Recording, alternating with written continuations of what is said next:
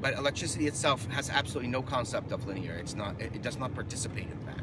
We make it participate in that. Would you say electricity is fourth dimensional?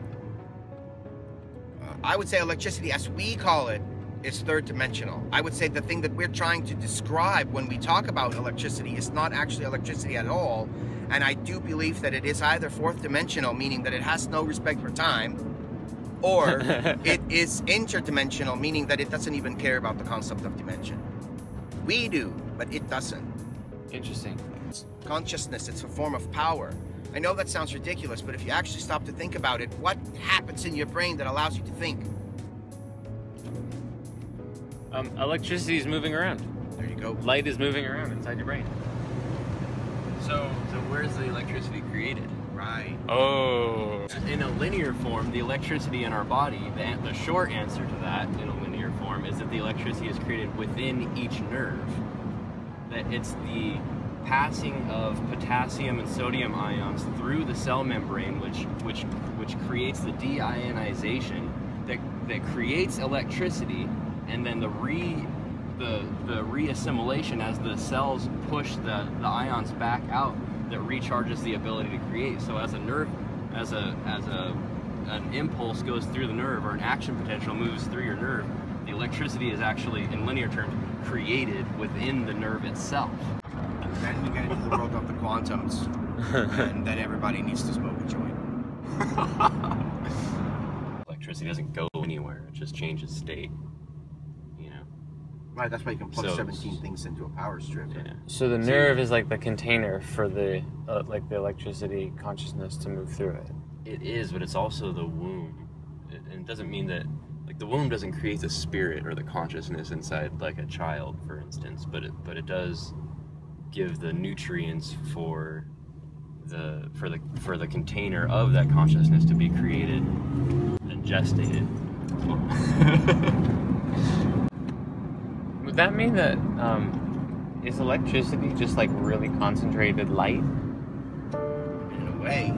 Doesn't sound so far off. Yeah, in a way, because you look at electricity is measured in different waves. So it's light. Funny how that works. When you get enough light, you get heat, right?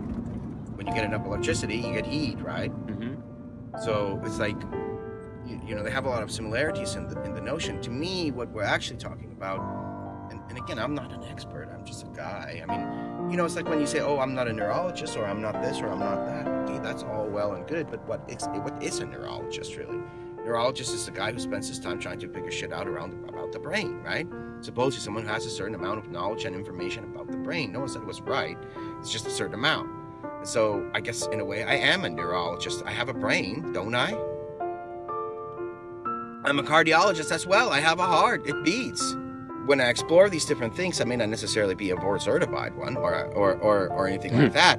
But I have some experience of my own experience, and then that's actually part of what it is that I'm trying to accomplish.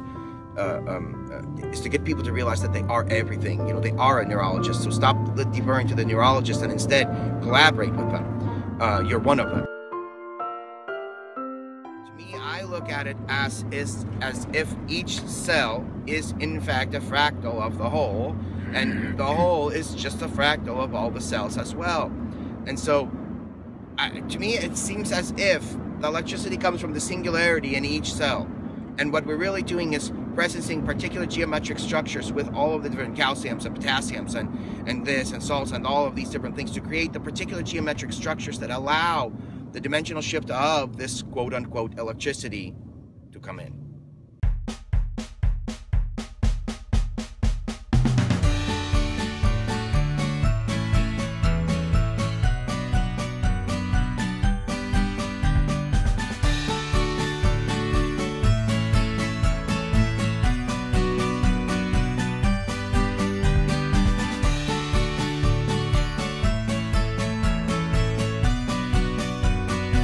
Hey, I love you. You guys are doing great work. We are gotta go. Watch us in motion. Watch us in motion. You'll see what we're about.